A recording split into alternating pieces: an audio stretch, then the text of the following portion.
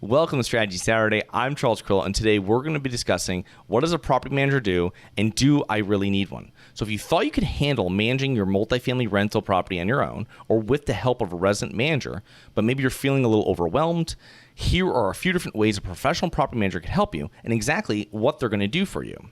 So first off, what does a property manager actually do? Well, a management company will deal with everything so you can semi-passively own your property and collect income from it. Now, I say semi-passively because when you hire a property manager, you need to manage the manager, and this is what we call asset management. But here are a few tasks that they'll take off your plate and be able to perform with your properties that will save you time. Marketing the property to prospective tenants, handling inquiries, showings, and screening of new prospective tenants, responding to tenant issues, collecting rent, and handling most maintenance problems that arise. That's the biggest one for me because that is very time consuming. Next would be contracting third parties for approved maintenance upgrades after getting your final approval. So you're going to have an amount you're going to set when you start with a property manager that they're going to have to contact you for approval over. Usually that might be $500 to start. As your relationship grows, you can keep on increasing that. I think I have one property manager that I've had for over a decade, and it's like $1,500 or $2,000. So anything under that amount, they're going to kind of let me know. Anything over that amount, which is usually larger CapEx items like kitchens or roofs, this is something that they're going to reach out to me, not has to be done tomorrow. They're going to give me time and let me know, hey, this is something that needs to be done, and I can then speak to different general contractors, and I'll maybe take some of the ones that they think I should use or that they've used before, and I'll take also the ones in my CRM and figure out which one is best for the project. And then what the property manager is going to do is they're going to really review the project when it's done and then cut the final check to that contractor. So overall, a good property manager is going to save you both time and money over the long term, depending on the scale of your property portfolio. So the big question is, should you hire a property management company? And I'm going to lay out a few points, and if you find yourself saying yes to more than one of them, it's probably time that you start looking to hire a property management company. So you own multiple units or multifamily properties, as the work required may be beyond the scope of a single individual, and professional property management companies will have the systems and structure already in place that can manage as many properties as you have in most instances if you can afford the cost. So in the beginning, when I was self-managing my own properties, I didn't want to pay for management. I also lived inside one of the 3 family properties, and so I didn't really want to pay the 10%. I was learning the business as I was going pretty much, and in that sense, what I did was I self-managed, and then once I got large enough, I was able to hire a third-party manager. They're usually going to charge between 4% to 10%. It's really maybe a little less if you get up into the hundreds and hundreds of units. I know we have one manager that charges us 3%, but we have hundreds of units with them under management. But 10% is usually what you're going to be finding. You'll find that on smaller multifamily and then also on single-family rentals, like condos as well. Next, your properties are geographically dispersed. This is a big one because you don't want to be driving all over the place. If you've got properties, say you're in Florida and you've got property in Miami, Orlando, Tampa, you're not going to be driving back and forth doing that. It's much easier if you've strategically purchased your properties close to each other. That's going to make it much easier for you to self-manage it or manage it with maybe a handyman that you've hired on your own. So if you're not a full-time landlord, this is another thing.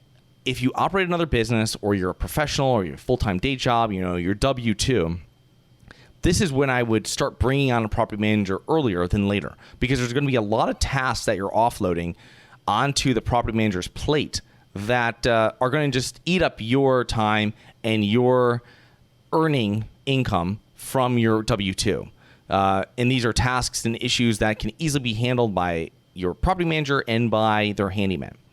Next, if you have no expertise or interest in active property management, this is a big thing. If you don't like managing properties, don't do it. But just make sure going in that you have a plan and you know the cost. Because when you're looking at, especially with smaller properties, and you review some of the underwriting, it's very normal that in these properties and in the underwriting, even if it comes from a broker, they do not include the management fee because it was never self-managed. So make sure that you know this, that you've spoken to a property manager beforehand. You know that you're going to move forward with them. You know what their fees are. And they're going to assist you in the buying process as well if they're a good property management company. But make sure that you've really allocated for the expenses of this management. When you get into larger properties, this is normal to have property management. So it's usually not a line item that's going to be much different from what it is actually, but it's also something that you always double check that, but always make sure it's even there, especially with smaller properties. Next is if the property you own qualifies as affordable housing. And this is something that a number of affordable housing programs here in the United States, financial assistance, and the tenants are earning below a certain income level. So there's a lot of state and federal programs for this, and along with that, there's a complicated set of rules which you must adhere to. This is something that you want to have a property manager kind of walk you through and manage, because there's going to be a lot of nuances here and facets to it that you might not be 100% aware of that you really want to kind of dive into. It's something that if you have a manager that's been doing this for years, then it could be a great time to have them manage your property. Now, make sure when you're looking for a property manager that they fit what you do, right? So if you are owning C-class properties, make sure that you're giving them a C-class property to manage. The best way of finding property managers is by referrals. And that's like with anything. Contractors, brokers, lenders, it's by referrals. So try to get referrals from someone. The best referrals are going to be from someone that's using them that has the same business model you have. So if you're looking at buying a property and next door there's a landlord there and he's out in front, you ask him, hey, who manages this for you? If that's the owner, that would be a fantastic way of getting a referral. Go to local RIAs, do some, there's so much groups with social media you can find, and these are great ways of finding property managers. But bringing on professional property manager was a game changer in the life of my real estate business. I was able to focus more on my other business that really allowed me to buy my rentals, and I could grow my portfolio by taking off these small tasks that were really sucking all my time during the day, 7 days a week, really.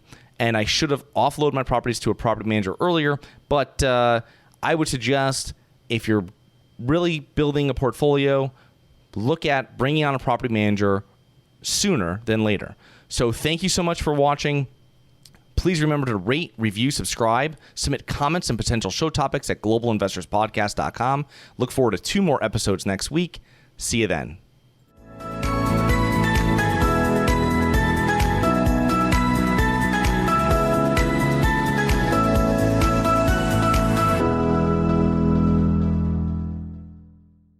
Nothing in this episode should be considered specific, personal, or professional advice. Any investment opportunities mentioned on this podcast are limited to accredited investors. Any investments will only be made with proper disclosure, subscription documentation, and are subject to all applicable laws. Please consult an appropriate tax, legal, real estate, financial, or business professional for individualized advice. Opinions of guests are their own. Information is not guaranteed. All investment strategies have the potential for profit or loss. The host is operating on behalf of Syndication Superstars, LLC exclusively.